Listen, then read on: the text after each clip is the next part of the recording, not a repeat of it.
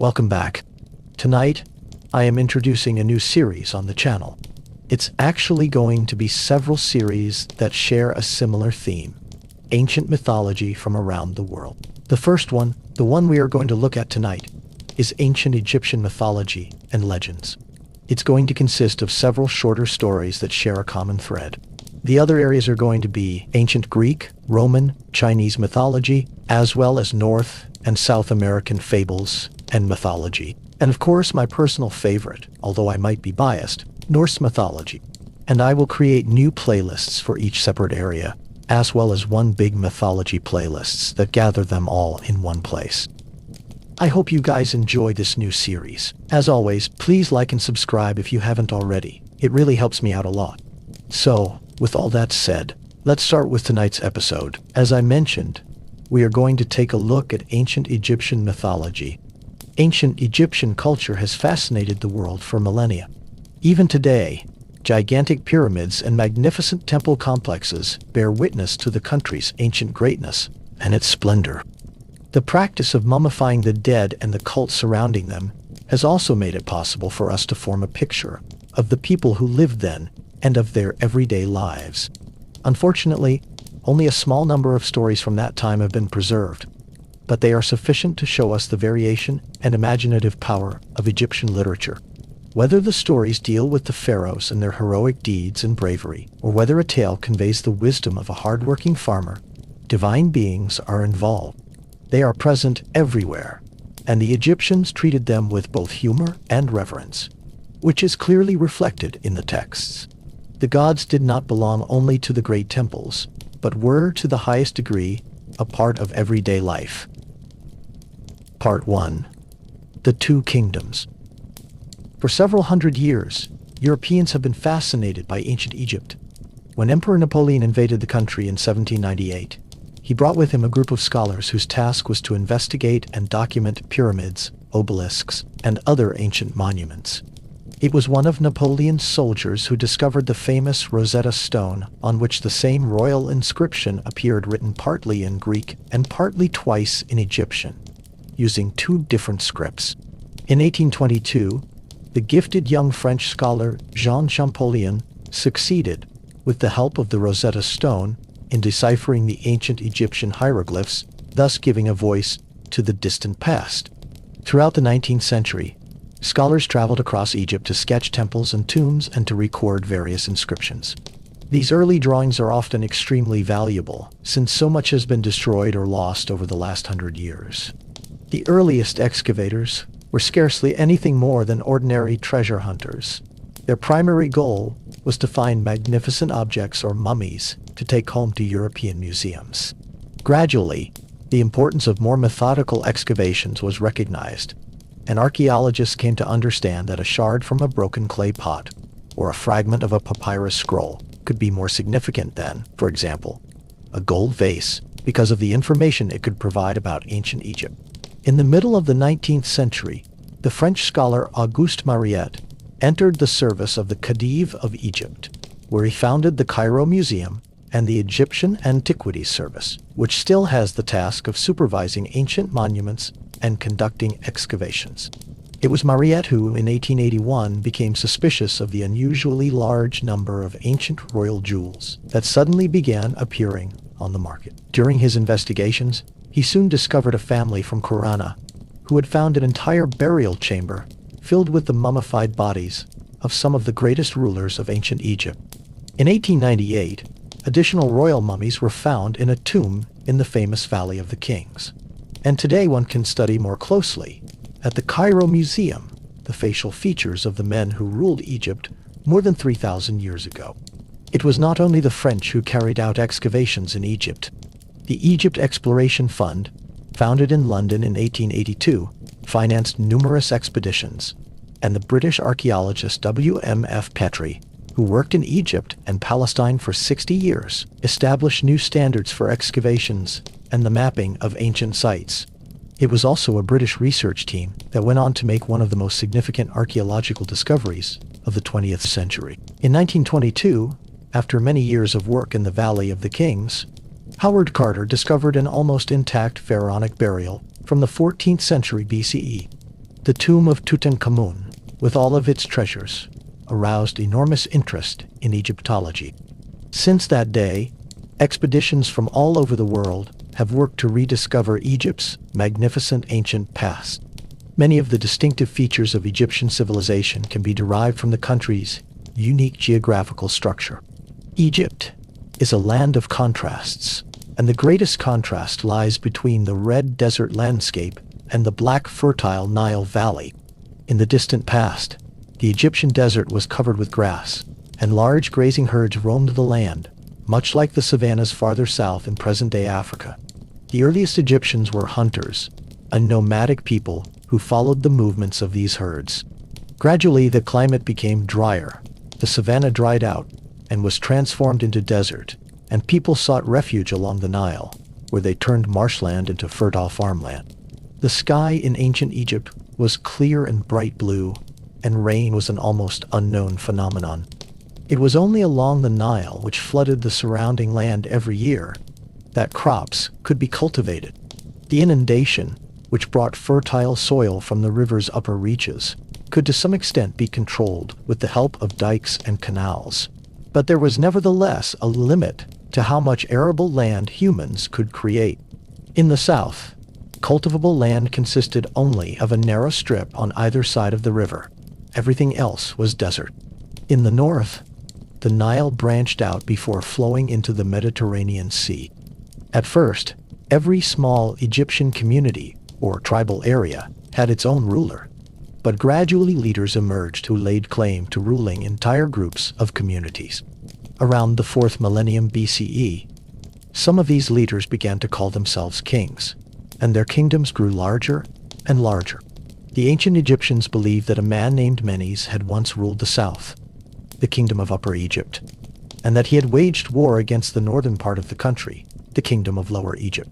Around 3000 BCE, the south succeeded in defeating the northern kingdom, and Menes came to rule the entire Egyptian realm from his new capital, Memphis. The Egyptians organized their rulers into dynasties, and Menes became the first king of the first dynasty. Modern historians divide the 30 dynasties that ruled over Free Egypt into 7 main periods. The most important of these were the Old Kingdom, approximately 2575 to 2134 BCE, the Age of the Pyramid Builders, the Middle Kingdom, about 2040 to 1640 BCE, when the country was reunited under a ruler from the south, and the New Kingdom, about 1550 to 1070 BCE. Between these different kingdoms, periods of political chaos prevailed. Foreign invaders could then invade and cause great devastation, and since Upper and Lower Egypt differed greatly in character, there was always a risk that they would separate again under a weak ruler. Egypt never entirely freed itself from the fact that it consisted of 2 kingdoms. The ruler was always called Lord of the Two Lands, King of Upper and Lower Egypt. He wore a double crown composed of the white crown of Upper Egypt and the red crown of Lower Egypt, and he was often depicted together with his 2 protective goddesses, the 2 ladies, Nekhbet, the vulture goddess from the south, and Wadjet, the cobra goddess from the north. But one thing all Egyptians shared was a common belief: reverence for everything that was royal. The king was holy, a personification of the sun god himself. A large part of the king's time was devoted to performing elaborate religious rites, but he was also actively involved in overall responsibility for the government. Since he was a sovereign ruler, he possessed unrestricted power, but this power was only to be used for the good of the people. When an Egyptian king was crowned, he was required to recite what had taken place at the creation of the world, and to vow to defeat chaos and establish Mat. Mat means order, justice, and truth. And this Mat was personified in a goddess who was the daughter of the sun god. The king was to live in truth, rule with impartial justice, and cause Egyptian society to reflect the heavenly order created by the gods. Since kings were considered to be more than merely human, they constituted a link between humankind and the gods, and could therefore pray for peace and prosperity for the entire Egyptian empire. A single god was worshipped throughout the land, but in addition, every region of Egypt had its own local god or goddess. Several of these deities expressed the most prominent characteristics of different animals, and were commonly depicted either in animal form or as humans with animal heads. Thus, for example, the god Hnum, the potter, was depicted as a powerful ram, or as a man with a ram's head, and the goddess Tauret, the special protector of women in childbirth, had the paws of a lion, the back of a crocodile, and the thick body of a hippopotamus, while the goddess Hathor's complex nature was expressed in different forms, ranging from a bloodthirsty lioness to a gentle cow. There was a very large number of gods and goddesses worshipped in ancient Egypt, but behind this diversity lay the belief that, at their core, they were one and the same deity. Egyptian source texts often refer simply to God, but the creator's supernatural qualities appeared in many different divine forms, both male and female, beautiful and ugly, violent and benevolent. Ordinary people focused their worship on those beings that best corresponded to their own lives, or on the local god or goddess. These local gods could become nationally significant if they became patron deities of a royal dynasty. One of the king's foremost duties was to build temples and houses for the gods and to offer daily sacrifices to them. In return, the gods were expected to grant the king a long life, good health, and the strength to defeat his enemies. If a king had ruled for 30 years, he celebrated a said festival. During this festival, which lasted several days, the king participated in various initiation rites so that the gods would bless him with long life and renewed strength. Everything had to be performed twice, once for Upper Egypt and once for Lower Egypt, and one of the most important ceremonies involved the king running around a specially constructed course. This may have served as proof that he was still physically strong enough to rule as a living representative of the sun god, and in very ancient times, a king who could not complete the run was probably ritually killed. In later periods, however, the king was generally allowed to die a natural death. It was considered of great importance for the entire nation that the gods received the king into eternal life after death, so that he could overcome death in the same way the sun conquered darkness each morning. For this reason, the burials of Egyptian kings were extremely elaborate and complex, and the most impressive element was, naturally, the construction of a funerary pyramid. At the time when Egypt was first unified, houses, palaces, and temples were built of reeds or mud brick, but, thus, during the Third Dynasty, about 2649 to 2575 BCE, Imhotep, history's first great architect, constructed a stepped pyramid of stone for his deceased ruler, King Djoser. During the Fourth Dynasty, circa 2575 to 2456 BC, the Egyptians built enormous, smooth-sided pyramids in the desert outside Memphis. The largest of these pyramids, the Pyramid of Cheops at Giza, is 146 meters high and contains approximately 2,300,000 stone blocks, each of which weighs between 2 and 15 tons. Despite their immense size, the pyramids at Giza were constructed with astonishing precision. We do not know exactly how these pyramids were built, but it is clear that copper tools and very simple methods were used. The Egyptians were not great innovators in technology, but they possessed a strong sense of organization and had ample access to both labor and time. As soon as a king ascended the throne, he began building his pyramid. Approximately 4,000 craftsmen were engaged in quarrying, shaping, and fitting together the large stone blocks. The largest part of the workforce was devoted to dragging the stone blocks from the limestone quarries to the construction site itself. Once the blocks had been cut, they were loaded onto barges and transported downstream on the Nile to the vicinity of Giza. There they were unloaded again and placed on wooden sledges that were dragged over logs to the pyramid site itself. Finally, the stone blocks were hauled up ramps of sand and stone that surrounded the half-finished pyramid to the places where they were to be set. It is a mistake to believe that the pyramids were built by slaves who were forced to toil and drag under the whip. The main workforce was drawn from the farmers, who each year were without work for 3 or 4 months, while the fields lay underwater. As many as 100,000 people may have worked together to move the enormous quantities of stone involved in building a pyramid for their divine king. The Great Pyramid is now approximately the same color as the desert in which it stands, but originally it was covered with gleaming white limestone and had a gilded capstone. Adjacent to the pyramid were two temples connected by a stone-paved causeway, and in a special grave near the pyramid, a boat of natural size was placed for the king's use in the afterlife. When the king's body had been embalmed, it was taken to the first temple, the Valley Temple, which contained 22 royal statues. There the mummy was purified and a ritual was performed that was intended to infuse the statues with life, so that the king himself could take possession of them as manifestations of his physical body. The royal coffin was then dragged through the causeway into the second temple, where further ceremonies took place, and where the priests were to continue making offerings to the king's spirit for several hundred years after his death. Finally, the coffin was carried through a narrow passage into the heart of the pyramid, where it was placed in a stone sarcophagus inside the burial chamber.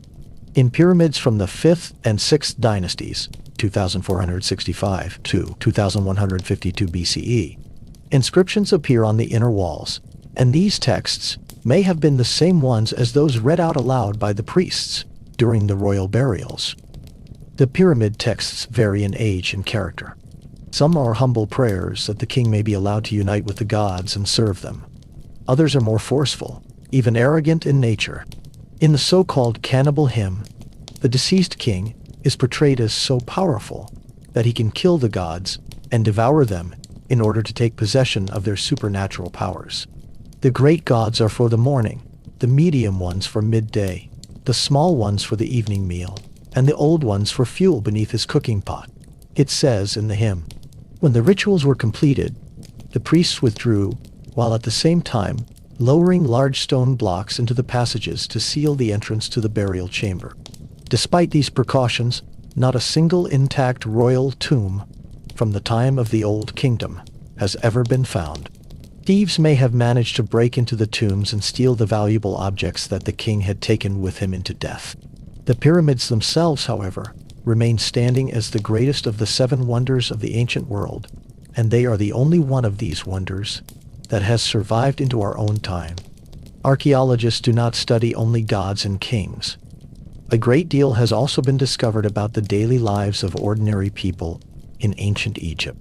Most of our information about everyday life comes from the New Kingdom, and one of the best sources for this knowledge is the town of Deir el-Medina in southern Egypt.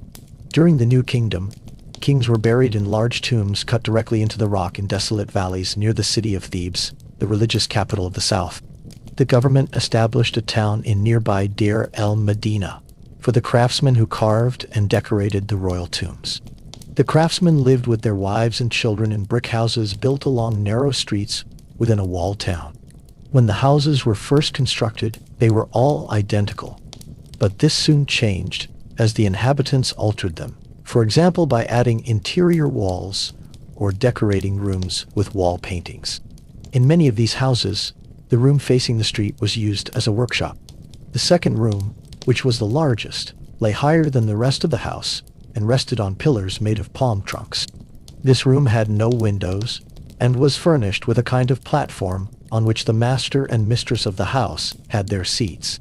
Otherwise, the house was probably sparsely furnished. Chairs were only for the wealthy, while folding stools and low wooden tables were commonly used. Behind this main room, there was often a small bedroom. Egyptian beds had wooden frames, sleeping surfaces made of woven reeds, and high footboards. The beds were covered with linen sheets, but instead of pillows one rested one's head on a padded wooden headrest. Beside the bed stood chests painted to look like it was made of ivory and ebony, in which one stored clothing, jewelry, and cosmetics. During the New Kingdom, clothing usually consisted of finely draped and pleated linen. Women's close-fitting garments, as well as men's long kilts and wide shirts, were white. Color was added with gleaming pearl necklaces and with garlands of living flowers that were worn on festive occasions. Hairstyles could be very elaborate, and sometimes wigs made of dyed yarn were used. Both men and women painted their eyes, and a typical Egyptian cosmetic box might contain a mirror, a razor and tweezers made of copper, a jar of rouge, lipstick, green eyeshadow. black eyeliner, and various small jars containing the fragrant oils the Egyptians loved to use. None of the houses in Deir el-Medina were so luxurious as to include a bathroom, and corridors beside the bedroom led instead to an open kitchen area. The most important kitchen furnishings consisted of a vaulted oven made of fired clay, a grinding stone for grain, which made up a large part of the craftsman's wages, and cooking vessels in all shapes and sizes. The Egyptian diet consisted mainly of bread and beer, and in the small cellar behind the kitchen there were daily use jars of beer, and perhaps a little date wine. Dates or honey were used when baking sweet bread and cakes, and the Egyptians also enjoyed figs and pomegranates, grapes and watermelons. Beef and roasted goose were highly prized, but most people ate meat only on special occasions. Protein was obtained from dried fish, lentils, and peas. Other commonly occurring vegetables included, for example, leeks, onions, garlic, and cucumbers. From the kitchen area, a staircase led up to the roof, where vegetables were usually laid out to dry, and where one sometimes kept animals such as geese and goats. The Egyptians were very fond of animals, and were often depicted together with dogs, cats, or monkeys. When it was hot outside, people slept on the roof, and during the day one also sat there and played board games or chatted with neighbors. From the rooftops, the inhabitants of Deir el-Medina had a view of their family tombs on the mountain slopes above the village and of the village temple. Every house had its own small household altar, where one daily offered wine, bread, and flowers to a statue of a favorite god. In some houses there were wall paintings depicting the goddess Thoth and Bees, the lion-headed dwarf god, who, despite his frightening appearance, was the special protector of women and small children. Images of Thoth and Bees were also painted on beds and headrests to protect sleepers from snakes, scorpions, and all the dangers of the night. And people often carried small images of these gods on their bodies, so-called amulets. The Egyptians placed great faith in the magical power of these amulets. Almost all Egyptian jewelry consisted of various amulets, and every Egyptian wore them for protection from the cradle to the grave.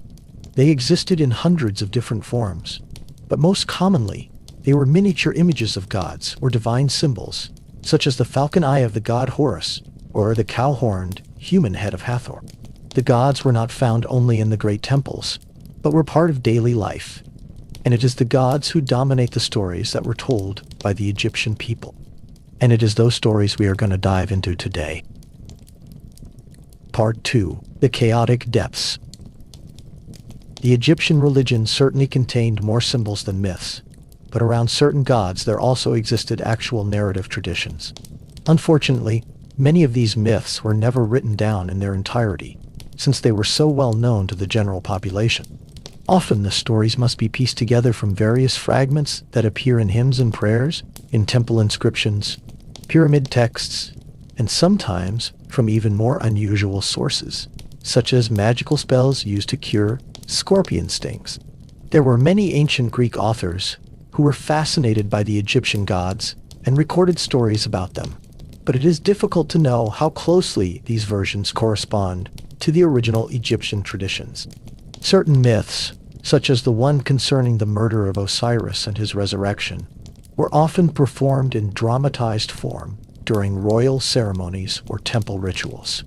The literate priests at major religious centers, such as the Temple of Ra in Heliopolis, the Temple of Ptah in Memphis, or the Temple of Thoth in Hermopolis, would compile entire series of stories with their own local deity as the central figure. All of these series contain creation myths, for to the Egyptians, creation was the only truly meaningful event in history. All of society was oriented toward maintaining the divine order established by the Creator, and the idea of progress had no place in Egyptian thought. A dozen myths were not enough to describe the wonder of creation. The Creator had many forms and many names: Ra, Ra-Atum, Amun-Ra, Ra-Ahorachti, and Ra-Horachti. But all sources agree on one thing. In the beginning, he rose up from the water-filled abyss that was called Nun. In the beginning of time, everything was a chaotic sea. Darkness and silence reigned, but in the depths of this bottomless ocean, there already existed the Creator's formless spirit, who was the Father and Mother of all things. One myth tells how a mound of earth slowly rose from the chaotic depths, just as Egypt appears to rise from the water when the Nile withdraws during the hot summer. This mound of earth constituted the first land, and finally there was a place where the Creator could clothe himself in a body. In the form of a phoenix bird with flaming feathers, the Creator landed on this primeval land, and his cry was the first sound that broke the eternal silence. Another tale recounts that 8 beings with frog and snake heads swam about in the chaotic depths of the sea before the beginning of time. These were the Ogdod, the 8 beings, Nun and Nunet, the gods of the bottomless sea, He and Hehit, the gods of infinite space, Kek and Kekit, the gods of darkness, and Amanon and Amonit, the invisible gods. These mystical beings swam together and created the great egg from which the Creator would be born. Others believed that this primeval egg had been laid upon the high mound of earth by a goose, whose cackling was the first sound. The great cackler sat for immeasurable ages on the mound of earth and brooded over its egg until it finally hatched, and a radiant phoenix bird emerged from it. The 2 eggshell halves separated the chaotic sea depths and created a space in which the Creator could shape his world. In a third tale, it is told how the sea depths were shrouded in darkness until the first lotus blossom rose from the deep. Slowly, the blue lotus opened its petals and revealed a young god seated in its golden center. A sweet fragrance spread across the water, and from the body of the divine child flowed a light that drove away the all-enveloping darkness. This child was the Creator, the sun god, the origin of all life. But each evening the lotus flower sinks again beneath the surface of the water and does not rise again until dawn. Thus each evening the first lotus blossom closes its petals and sinks once more into the depths of the sea. During the night, chaos again reigns until the god in the lotus flower returns. At the beginning of time, the chaotic forces were not defeated once and for all, but instead surrounded the earth in the form of serpents that hovered around space in order to attack the sun god. The struggle between order and chaos always recurs. Whatever form the Creator takes in the different myths, they all agree that even while he dwelt in the bottomless sea depths, he knew that he was alone. This loneliness became unbearable, and he longed for other beings with whom he could share a new world. In Memphis, the priests described how the Creator's thoughts shaped the gods and everything else that exists. When his thoughts had created them, he gave them life by giving them names. Thought and word were the creative forces. In Heliopolis, the priests called the Creator Ra-Atum, and they told how, after eons of solitude, he spat out Shu, the god of air, and Tephanet, the goddess of moisture. For a long time, Ra-Atum remained alone, because he lost Shu and Tephanet in the chaotic sea depths. Then the Creator removed his one eye and filled it with his power. He called the eye his daughter and named it Hathor, and then sent her out into the darkness to search for his lost children. The eye's light pierced the chaotic forces, and soon Shu and Tephanet were found and could be brought back to their father. As a reward, the sun god placed the eye upon his forehead in the form of a great venomous cobra, the Uraeus serpent. He promised her that she would have power over his enemies and that both gods and humans in the future would fear her.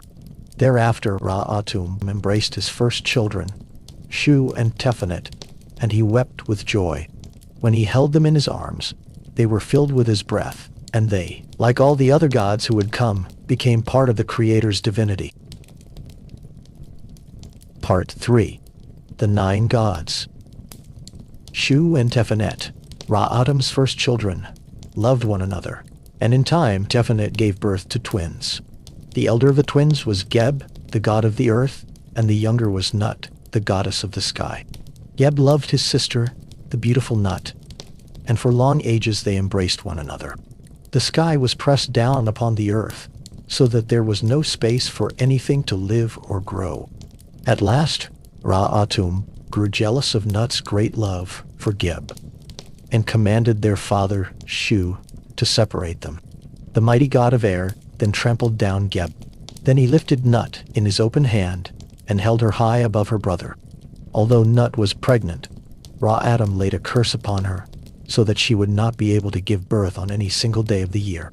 Geb struggled in despair beneath his father's feet, and Nut stretched herself downward, but they could not reach one another. In the meantime, the Creator had given life to many other beings, and among them was Thoth, the wisest of all the gods. Thoth looked up at Nut's beautiful body arching over the earth, and he loved her and felt compassion for her. He therefore decided to help the unfortunate goddess, and at once he invented the game of drafts. Thoth challenged the other gods to play with him for time. Little by little, the wise god succeeded in winning so much time that it amounted to 5 days. The Creator had already fixed the length of the year at 360 days, but Thoth added the time he had won and thus created 5 extra days. These days were not included in Ra Atom's curse, and so at last Nut was able to give birth to her children. On the first day, she gave birth to a child who was already crowned king, and he was given the name Osiris. On the second day, Hathor was born, and on the third, amid great pain, Seth was born. On the fourth and fifth days, 2 daughters were born, Isis and Nephthys. Osiris and Isis had fallen in love with one another already in the womb, and they became husband and wife. In time, Seth and Nephthys also married, but there was never any true love between them. Nut's 2 daughters were quite different from one another. Isis was brave and clever, and became the mistress of magic, wiser than millions of men, whereas Nephthys was loyal and gentle. The brothers Osiris and Seth were even more different. Osiris was handsome, noble, and generous. Seth had the head of a wild beast, which was characteristic of his nature, for he was greedy and cruel, and could never forgive his brother for being older than he, and thus destined to become king.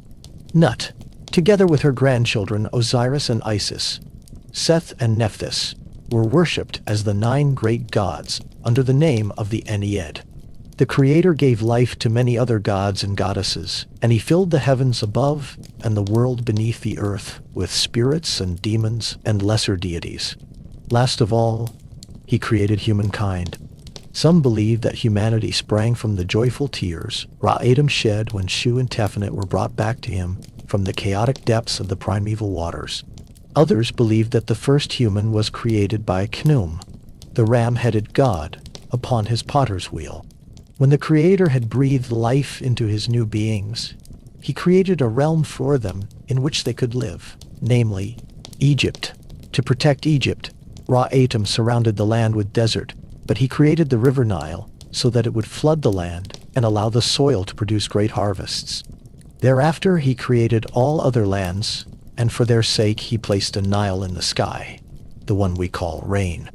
Ra established the seasons and the months, and covered the earth with trees, herbs, and flowers. Finally, he created all the different kinds of insects and fish, birds and animals, and breathed life into them. Each day, Ra Atom walked through his kingdom, or sailed across the vault of heaven in the boat of millions of years. Whenever the living beings of Egypt saw the sun, they rejoiced and praised their Creator. To hold back the forces of chaos, and to fight for order and justice, Ra Atom established kingship. He himself became Egypt's first and greatest king, and ruled for centuries in joy and peace. Part 4. The Secret Name of Ra. Ra, the one Creator, was visible to the Egyptian people in the form of the solar disk, but he also revealed himself to them in many other shapes. He could manifest as a man wearing a crown upon his head, as a falcon or a falcon-headed man, and as the scarab beetle, which pushes a round ball of dung before it, just as the Egyptians imagined Ra as a scarab rolling the sun across the vault of heaven. In various caverns deep beneath the surface of the earth, there also hid a further 75 forms of Ra, mystical beings with mummified bodies and heads shaped like birds or serpents, feathers or flowers. Ra had as many names as forms. He was the Shining One, the Hidden One, the Renewer of the Earth, the Wind of Souls, the Self-Created. Yet, there existed a name of the Sun God that had not been spoken since the dawn of time. To know this secret name was the same as possessing power over Ra and over the world he had created. Isis longed to possess this power. She had dreamed that one day she would bear a wondrous falcon-headed son named Horus, and she wished to give Ra's throne to her child. Isis was the mistress of magic and wiser than millions of men. Yet she knew that nothing in creation was powerful enough to harm its own creator. Her only path was therefore to turn Ra's power against himself. And at last, Isis devised a cruel and cunning plan. Each day, the sun god walked through his kingdom, accompanied by a host of spirits and demigods. But Ra had begun to grow old. His eyes were dim, his steps were no longer steady, and he had even begun to speak to himself. One morning, Isis mingled with a group of demigoddesses and followed the king of the gods. She watched Ra's face constantly until she saw a drop of his saliva fall onto a clod of earth.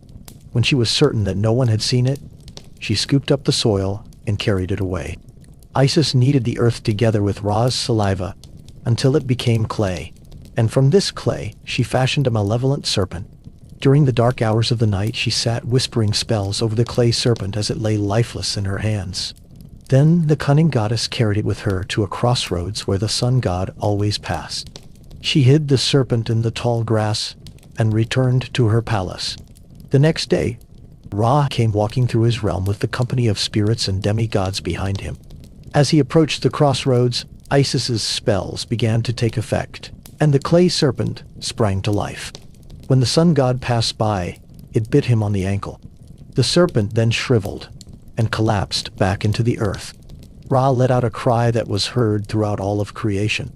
His teeth chattered, and his legs trembled as the poison surged through his body like a flooding Nile. "I am pierced by something deadly," whispered Ra. "I feel it in my heart, though my eyes can see nothing." Whatever it was, the Lord of creation did not give it life. "I am certain that none of you would do something so terrible to me, yet never have I known such pain. How could this happen to me? I am the one creator sprung from the boundless depths of the primeval waters. I am the god with 1,000 names, yet my secret name has been spoken only once, and that was before the beginning of time. Thereafter it was hidden within my body so that no one might know it and pronounce curses against me. And yet something struck me as I walked through my kingdom, and now it feels like fire in my heart, and my limbs shake. Summon the Ened, fetch my children. They possess great magical knowledge, and their wisdom fills the heavens." The messengers sped away to the great gods, and the Ened came from the 4 pillars of the earth: Shu and Tefnut, Geb and Nut, Seth and Osiris, Isis and Nephthys. The envoys traveled through earth and sky and through the bottomless depths of the waters to summon all the gods Ra had created. From the marshlands came the frog-headed Heket, the cobra goddess Wadjet, and the fear-inspiring god Sobek with the head of a crocodile. From the desert came the wild Salket, goddess of scorpions, Anubis, the jackal-headed protector of the dead, and Nekbet, the vulture goddess. From the cities of the north came the warlike Neith, the gentle cat-headed Bastet, the fierce lion-headed Sekhmet, and Ta, god of craftsmen. And from the southern cities came Onuris, the divine hunter, and the ram-headed Khnum with his wife, Anuket, and daughter Satis. Then came Thoth, and the wise Shashat, goddess of writing, the powerful Min, the serpent-headed Renanute, goddess of the harvest, the kindly Meshkinet, and the fearsome Taweret, goddess of childbirth. All were commanded to assemble before Ra. The gods and goddesses gathered, weeping and lamenting around the sun god, for they feared that he would die. Isis stood among them and beat her breast, feigning the same terror and confusion as the others. "Great Father," she began, "what has come upon you? Is it some serpent that has bitten you? Has some vile creature dared to rise up against its own creator? There are not many among the gods who are as wise as I am, and I am the mistress of magic. If you allow me to help you, I'm certain that I can heal you." Ra was grateful for this and told Isis what had happened. "Now I burn hotter than fire," lamented the sun god. "My sight grows dark, I cannot see the heavens, and my body is drenched in sweat from the fever. "Tell me your entire name," said the cunning Isis. "Then I can use it in my spells. If I do not know your name, there is no magic in the world that can heal you." "I am the creator of heaven and earth," replied Ra. "I created the heights and the depths. I placed the horizons in east and west and gave the gods their glory. When I open my eyes, there is light. When I close them, there is darkness. The mighty Nile floods when I command it. The gods do not know my true name, but I have created time and the festivals. I ignite the spark of life. At dawn I rise as Khepri, the scarab, and sail across the vault of heaven in the boat of millions of years. At midday I shine in the heavens as Aura, and in the evening I am Ra-Atum, the setting sun." "All of that we already know," said Isis. "But if I am to find a spell that can drive the poison from your body, I must use your secret name. Speak it, so that you may live." "I acquired my secret name in order to live in peace and quiet," groaned Ra, "without having to fear any living being. How then could I reveal it?" Isis did not answer, but fell to her knees beside the sun god as his suffering grew ever worse. When the pain became unbearable, Ra commanded the other gods to step back, and he whispered the secret name to Isis. "Now the power of the secret name has passed from my heart into yours," said Ra, exhausted. "In time you may pass it on to your son, but warn him he must never reveal the secret." Isis rejoiced and began to chant a mighty spell that drove the poison from Ra's body, and he rose to his feet, stronger than he had ever been before. The sun god returned to the boat of millions of years, and Isis went back rejoicing in the success of her plan. She now knew that her son Horus would one day sit upon Egypt's throne and rule by the power of Ra. Part 5. The Eye of the Sun. Hathor, Ra's daughter, could reveal herself in many different forms. She could be a cow or a cat, and to newborn children, she appeared as 7 beautiful women to foretell their fate. In human form, Hathor was the most graceful and enchanting of all the goddesses, but when she assumed the role of the Eye of the Sun, she could be the most violent and fearsome of them all. She was the gods' protector, yet when she was angry, even the gods were afraid of her. In various temple inscriptions and in a tale written in Egyptian as late as the 1st century BCE, it is told that there came a difficult time when Hathor abandoned her land and journeyed to Nubia. The Eye of the Sun grew jealous of the other gods and goddesses whom Ra had created. She quarreled with her father and set out southward, wandering through the deserts of distant Nubia. The enraged goddess cast off her beautiful human form and began to appear as a wildcat or a swift-footed lioness. She lived by hunting and killed every creature that came near her. In Egypt, despair reigned, for without Hathor, laughter and love withered away, and there was no longer any joy in life. The sun god hid his face in grief, and darkness spread across the earth. No one could console him for the loss of his beloved daughter. But that was not all, for the worst fear was that without the power of his eye, Ra was no longer secure against his enemies. Darkness closed in ever tighter. Light and chaos threatened order. "Who can bring Hathor back to me?" asked Ra. But the gods stood silent. The Eye of the Sun held power over life and death among all living beings, and the gods were afraid to approach her in her raging state. Then Ra summoned Thoth, the wisest of the gods, and commanded him to travel to Nubia to persuade Hathor to return to Egypt. With a heavy heart, Thoth did as the king of the gods had ordered, but he was convinced that if Hathor recognized him, she would kill him before he even had a chance to speak. Therefore, Thoth transformed himself into an ordinary, humble baboon. Thus he crept through the Nubian desert, following the bloody tracks left by the goddess. When he caught sight of her, she was a wildcat sitting upon a cliff, licking her golden-brown fur. Thoth crawled toward her, striking his head against the ground as he spoke. "Greetings, daughter of the sun," he said humbly. Hathor arched her back and hissed, but when she saw that it was only a baboon, she did not bother to attack him at once. "Gracious goddess," stammered Thoth, would a humble ape dare to speak with you? Speak and die, growled the wildcat, baring her claws. The baboon crouched low and kissed the ground as he murmured, "O mighty one, if it pleases you to kill me, I cannot stop you, but think upon the tale of Mother Vulture and Mother Cat." "What tale?" asked Hathor. "Listen, O gracious one," said the clever Thoth, "and I shall tell it." The wildcat sat down and began to wash herself again. She no longer seemed to pay any attention to the baboon, but Thoth knew that if he tried to flee, he would feel her claws in his back within seconds. He began his story. Once there was a vulture who built her nest in a palm tree, where she brooded over her eggs until they hatched, and she had 4 young. As soon as they emerged from their shells, they cried out for food, but the vulture dared not leave the nest because a wildcat lived on a nearby mountainside. Now it so happened that the wildcat herself had just given birth to 4 young, and she in turn did not dare leave her den because of the vulture. The young vultures and the kittens soon cried from hunger, so the 2 mothers met and made an agreement. Both the vulture and the wildcat swore solemnly by Ra that neither would attack the other's younglings. Thereafter, the vulture could safely fly away to search for carrion, and the wildcat could hunt in peace. For several weeks, everything went well, and the young vultures and kittens grew and thrived. The young vultures soon tested their wings, and the kittens began to play across the mountainside. One morning, as the vulture circled over the desert, the boldest of her young flew out of the nest. But his wings were still not very strong, and after a short flight, he landed on the slope where the kittens were playing and snatched a bite of their food.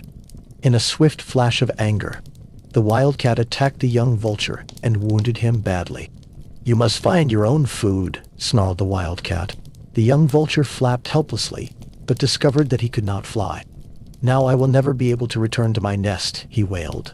"But you have broken your oath, and Ra will avenge me." When the mother vulture returned to the nest with her beak full of carrion, she discovered that one of her young was missing, and soon found him lying dead on the mountainside. "So the cat has broken her vow," thought the vulture. "I shall soon take my revenge." The next time the wildcat went out hunting, the vulture swooped down upon the kittens. She killed them all, and then carried them home to her nest as food for her own young. When the wildcat returned with her prey, she could find none of her kitten. In desperate anguish, she searched the entire mountainside, but all she found were a few bloody tufts of fur. Then she understood that the vulture had killed her young, and she cried out to Ra for vengeance. "O great God who judges between the righteous and the wicked, the vulture has broken her sacred oath and murdered my children. Hear me, Ra, and punish this evil doer." The sun god heard her plea and became angry that an oath sworn in his name had been broken. Since the vulture had already taken revenge and killed all the kittens, Ra commanded a divine messenger to arrange a fitting punishment for her. The following day, as the vulture circled over the desert in search of food, she saw a lone hunter preparing a roast over his campfire. The vulture made a sudden dive, seized the meat with her claws, and flew triumphantly back to the nest. There she dropped it to her hungry young, but on the underside of the meat, there still clung several glowing embers. At the very moment the embers touched the dry twigs and grass of the nest, the entire nest burst into flames. The 3 young were burned alive while the mother circled helplessly above the nest. The wildcat leapt toward the blazing tree and cried up to the vulture, "You killed all my kittens, but now your children are dead as well, and I have had my revenge." "Thus, O gracious one," concluded Thoth his story to Horeth, "both mothers broke their oaths, and both received their punishment. Ra sees and hears all, and he punishes every transgression. Praise be to Ra, who gives life to all, whose radiant face brings joy to the whole earth. The Nile rises to form a mantle about him. The north wind and the south wind blow at his command as he journeys through the heavens above and beneath us. He rules from the heights of the sky to the depths of the ocean. Praise be to the sun god, and praise be to his daughter, Hathor." The goddess sat and pondered the tale and remembered her righteous and mighty father. Thoth saw his opportunity and crept closer. "Your grace, I have divine food with me, eaten only by those from the sun god's palace, remarkable herbs that bestow health and good fortune. upon all who partake of them. He held out a pinch of herbs in one hand, and the wildcat could not help but sniff them when she sensed their delightful fragrance. At that very moment, when Hathor chose the divine food, her state of mind changed. All her anger vanished, and she listened attentively as Thoth spoke. "These herbs come from Egypt," said Thoth, "the land that rose from the waters of Nun, the place the Creator bestowed upon gods and humans alike, the land where Ra, your beloved father, and Shu, your dear brother, dwell." "What living being does not long to return to its homeland?" asked Thoth. "Even cliffs and plants cling to the soil of their birth. Animals live near the dens where they were born, just as humans regard it as the will of fate to live and die and be buried in the same place where they first drew breath. What more could one desire, and how could anyone live happily or rest in peace in a foreign land?" While Hathor raged through the desert, she had forgotten her home and her family. But Thoth's words made her remember. She thought of her father and her brother, and recalled all the temples where humans had worshipped her as the foremost among goddesses. Suddenly Hathor was overcome with longing for Egypt, and she burst into violent tears. Thoth watched her for a moment as she wept, then said gently, "O your grace, now it is you who mourn your homeland. But think of the flood of tears Egypt has shed for your sake. Without you, the temples are empty and silent. Without you, there is no music or dance, no laughter, and no drinking feasts. Without you, both young and old despair. But if you follow me home again, harps and tambourines, lutes and cymbals will once more sound. Egypt will dance, Egypt will sing. The two lands will rejoice as never before. Follow me, come home again, and I shall tell you another story as we journey northward. It is the tale of a hawk, a vulture, and a cuckoo who once met." Thoth set off, confident that Hathor would follow him, but suddenly the goddess realized that the baboon had all along only sought to lure her back to Egypt. Enraged that he had made her weep, she let out a terrifying scream and transformed herself into a gigantic lioness. Her fur was blood red and crackled and smoked as if from blazing fire. Her face shone brighter than the sun itself, and her dreadful gaze filled Thoth with terror. He leapt like a grasshopper, he trembled like a frog, and he greeted her as if she were the radiant sun itself. "O you mighty one, have mercy. In Ra's name I beg you, spare me. Gracious goddess, before you strike, listen to the tale of the two vultures." Hathor's anger softened a little, and she was curious about the story. Therefore, she transformed herself once more into the wildcat. Thoth began to speak quickly. "There were once two vultures who lived among the desolate mountains. One day, the first vulture boasted, 'My eyes are much sharper than yours, and my sight far better. There is no other living being with the same ability that I possess.' 'And what is this ability?' asked the other vulture. 'Whether it is day or night, I can see to the very ends of the world,' replied the first bird. 'High up in the heavens, or deep down in the oceans, I can see everything that happens.' 'Then let it be so that your eyes are sharper than mine, and your sight better,' conceded the other vulture. 'But my ears are sharper than yours, and my hearing is better. I can hear every sound from earth to sky and sea alike. I can even hear Ra's voice when he shapes the fate of all beings upon the earth." The two birds spent many days arguing about whose ability was the more valuable. But one morning, as they sat together on a branch in a dead tree, the second vulture suddenly began to laugh. "What are you laughing at?" asked his companion. "I am laughing at how swiftly the hunter can become the prey," replied the second vulture. "A bird from the far side of the heavens has just told me what he has witnessed. You would never be able to see him from such a distance. He saw a fly that was caught and eaten by a lizard. A moment later, the same lizard was caught and eaten by a snake. And shortly thereafter, a hungry falcon came and seized the snake. But the snake proved too heavy, and both falcon and snake plunged into the sea. You, with your keen sight, tell me what has become of them now." The first vulture stretched out his naked head and gazed across the desert toward the distant shoreline. "The falcon has been seized by a fish while still clutching the snake in its talons. Now the fish has been eaten by a larger fish. The vulture fell silent for a moment, then continued, "Now the great fish has swum close to land, and a lion has caught it with its paw. He is taking a fresh bite of the fish." The first vulture shook his feathers and flapped back and forth on the branch in excitement. "A griffin! A griffin has just appeared and carried off the lion to its nest." "Really? Are you certain? Can it truly be so?" asked the other bird. "If you do not believe me, then fly with me to the griffin's nest and see for yourself," said the first vulture. So the two vultures lifted themselves from the branch and flew across the desolate mountain landscape until they were very near the griffin's lair. "Look," whispered the first vulture. "He has the head of a falcon and eyes like a man. He has the body of a lion, ears like fish fins, and a tail like a serpent." The two vultures watched as the griffin tore the last strips of flesh from the lion's bones, after which they flew away to a safer place. "All that we have seen shows how Ra's power works in the world," began the first vulture. "Even the death of a fly is noticed by the sun god, and those who kill will themselves be killed. Violence is always repaid with violence. Yet strangely enough, nothing has happened to the griffin, even though he devoured the lion." "That must be because the griffin is Ra's messenger," replied the second vulture. "The sun god has granted him the right to decide over life and death for all beings. There is nothing stronger than the griffin, except Ra's justice. Thus, your grace, it is so, that good is rewarded with good, and evil with evil," concluded Thoth. "And he has allowed you to partake of his power. You are the eye of the sun, his avenger." Hathor's heart beat violently with joy, and she was proud to be the daughter of the sun god. "Enough shaking," promised the wildcat. "I shall not kill you now. Your words have enchanted me, and I know you mean no harm. You have chased away my sorrow and my rage."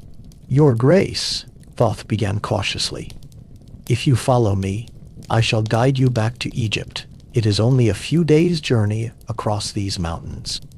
"Let us go at once, quickly," growled Hathor, "and speak no more of wasting time." The baboon began to walk toward Egypt, with the wildcat a few steps behind him. Thoth was still afraid that she might change her mind or lose her temper again, so he began to tell yet another story. There were once two jackals who lived in the desert, and they were very faithful friends. They hunted together, and they always ate and drank together, and always lay together in the shade. One day, as they were resting beneath the branches of a desert tree, they saw an angry lion coming toward them in great leaps. The two jackals stood perfectly still until the lion had reached them. This bewildered the lion, and he roared, "Have your legs grown stiff with age? Did you not see me coming? Why did you not run away?" "Lord Lion," replied the jackals, "we saw you rushing toward us in all your fury, and we decided not to run. You would have caught us in any case. And why should we exhaust ourselves when we were bound to be eaten anyway?" Because the mighty are not offended by the truth, the lion was amused by this calm answer, and he let the two jackals go. "What I have told you is nothing other than the pure truth," said Thoth. "And now that you have spared my life, we may walk together toward Egypt, and I can protect you." "You protect me?" "The eye of the sun needs not protection from a baboon. The strong can sometimes be saved by those who are weak," replied Thoth.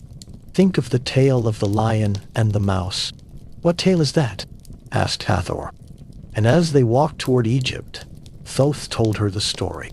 There was once a lion who lived in the desert. He was so great and strong and fierce that all the other animals feared him. One day, it happened that the lion encountered a panther lying on the ground, looking more dead than alive. The panther's fur was torn in large clumps, and he had deep, bleeding wounds all over his body. The lion was astonished, for he believed himself to be the only one strong enough to defeat a panther. "What has happened?" he asked.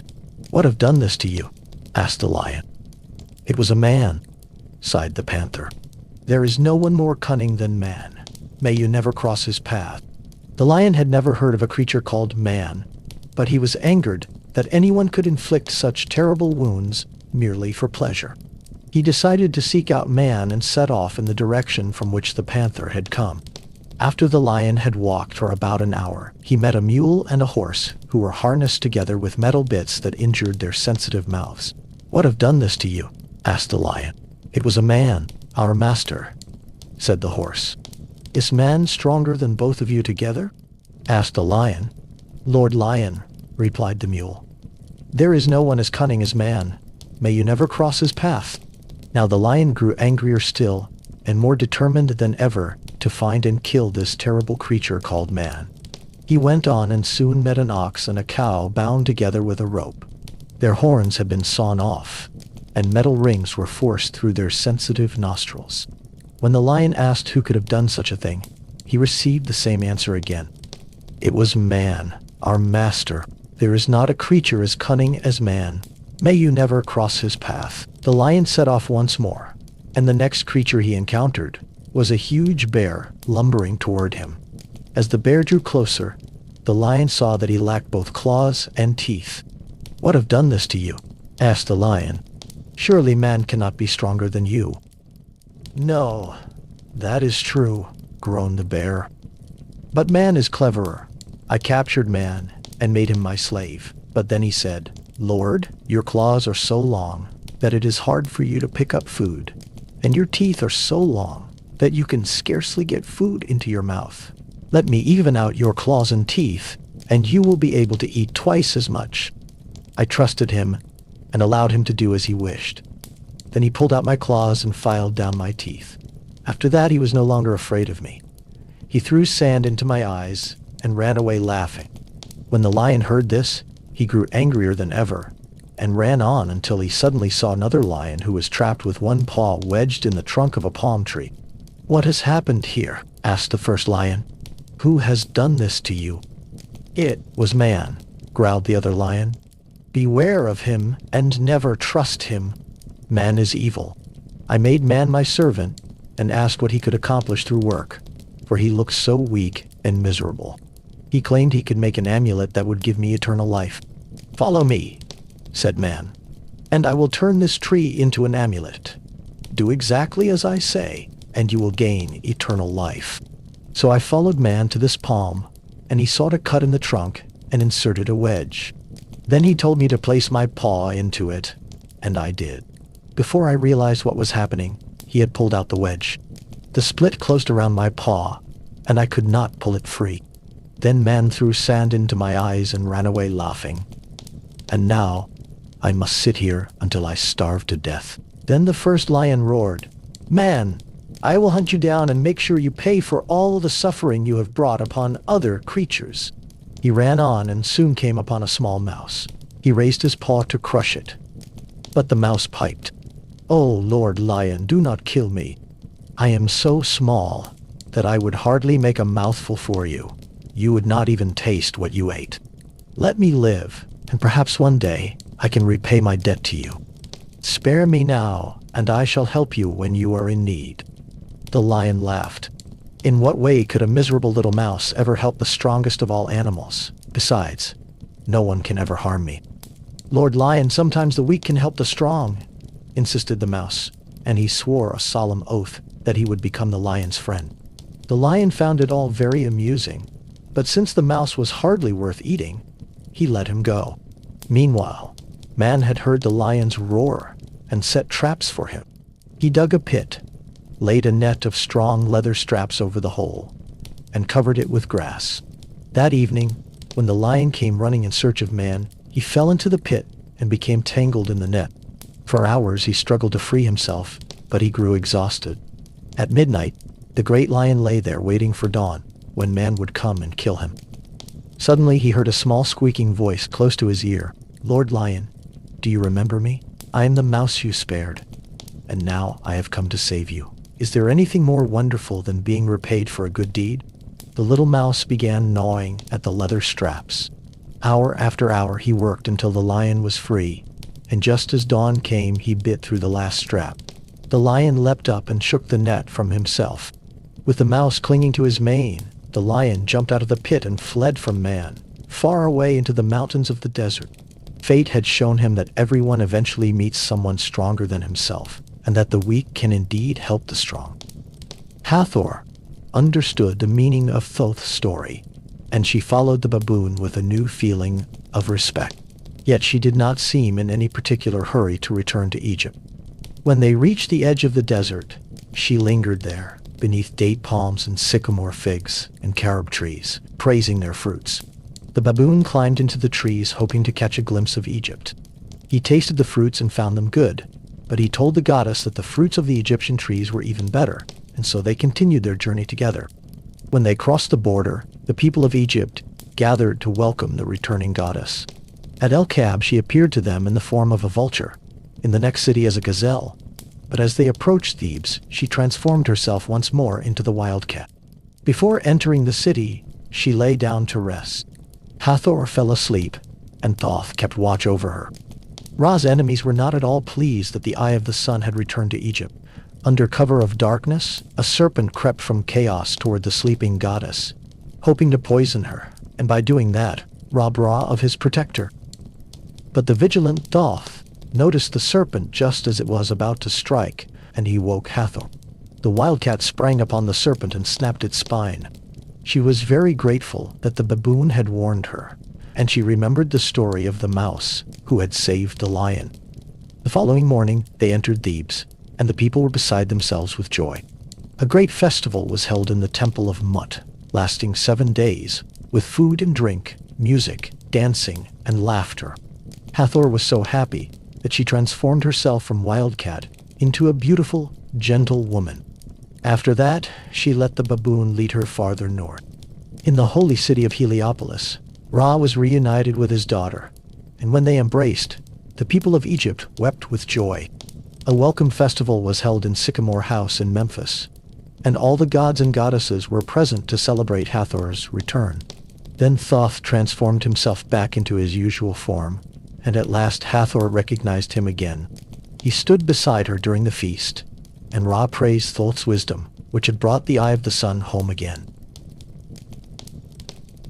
Part 6. The Fury of Ra. On the walls of the royal tombs and on the golden coffin that enclosed Tutankhamun's mummy were inscriptions from the Book of the Divine Cow, a book that tells how the sun god's wrath nearly destroyed humankind. Ra was old, and his bones were like silver, his flesh like gleaming gold, and his hair like lapis lazuli. When the people of Egypt saw how old and weak their king had become, they began to murmur in discontent, and this dissatisfaction soon turned into conspiracies aimed at overthrowing Ra from the throne. The conspirators met in secret in the desert, believing that no one could see them there. But when the sun god looked out over Egypt, he discovered the traitors and heard how they plotted their schemes. Ra was so sorrowful that he wished he could sink back down into the bottomless depths of the primeval sea. Yet at the same time, he grew angrier than he had ever been before. He said to his followers who stood gathered around his throne, "Bring me my daughter, the Eye of Ra. Send for the mighty Shu and Tefnut. Summon their children Geb and Nut. Bring the dark Ogdod, the 8 who were with me in the bottomless depths. Bring Nun himself, but let them all come here in secret. If the traitors learn that I have convened a council of the gods, they will know they have been discovered, and will try to escape their punishment." Ra's servants hastened to do as he commanded. The great gods and goddesses received his message, and one by one they slipped quietly into the palace. They bowed before Ra's throne and asked why they had been summoned so urgently and in such secrecy. Then the king of the gods spoke to Nun, lord of the bottomless waters, and to the other gods, saying, "O, you eldest of all living beings, and all you other primordial gods, I wept, and from my tears humankind was born. I gave them life, yet now they are weary of me and plot against me. Tell me, what am I to do with them? I will not destroy the children of my tears before I have listened to your wise counsel." The first to speak was the water god Nun. "My son, you are older than your father and greater than the God who created you. May you rule for eternity. Both gods and humans fear the destroying power of the Eye of the Sun. Send this power against the rebels." Ra looked out over Egypt and replied, "The conspirators have fled far into the desert. They are afraid that I will uncover their plans and punish them. Then all the gods cried out with one voice, "Send forth the eye of the sun against them. Let the eye of the sun destroy them. All humankind bears guilt. Let the eye go down to the earth as Hathor, and annihilate the children of your tears." Hathor, the eye of the sun, the most beautiful and the most terrifying of all goddesses, fell to her knees before the throne, and Ra nodded. Hathor descended into the desert like a raging lioness. The conspirators fled in all directions, but none could escape her. She seized them all and killed them, and drank their blood. Thereafter, the merciless Hathor left the desert, and stormed onward through villages and cities, killing all men, women, and children who crossed her path.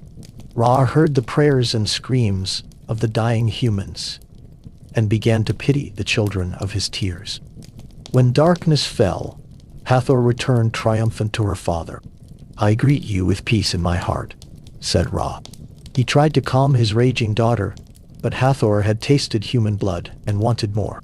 Already she longed for morning, when she could return to Egypt to finish slaughtering humankind and avenge Ra's betrayal.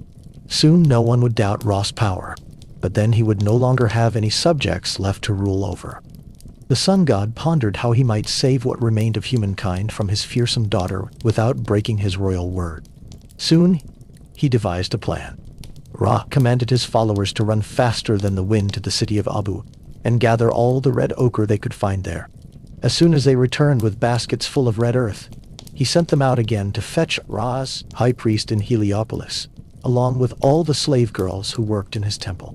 Ra ordered the high priest to grind the ochre into a red pigment and set the slave girls to work brewing beer. The high priest ground until his arms ached, and the slave girls worked frantically all night brewing 7,000 jars of beer. Just before dawn, the red pigment was mixed into the beer so that it looked like fresh blood. The king of the gods smiled. "With the help of this sleep drink I can save humankind from my daughter." Then Ra had the jars of beer carried to the place where Hathor was to begin her killing, and commanded that the beer be poured out until the fields were dyed blood red. As soon as it grew light, Hathor came down to Egypt to rise up and kill those who still remained alive. The first thing she saw was a vast pool filled with blood. The goddess waded into the pool and was delighted by her own reflection in the red surface. She stopped to lick the blood and liked it so much that she drank the entire pool dry. The beer was strong, and the goddess soon found herself in a blissful intoxication. Her head spun, and she could no longer remember why she had been sent down to Egypt. Happily weary, Hathor returned on unsteady legs to Ra's palace and sank down at her father's feet, where she fell asleep and slept for several days. "Welcome, gentle Hathor," said Ra solemnly. "Humankind shall remember how they escaped your fury by drinking strong beer at all your festivals."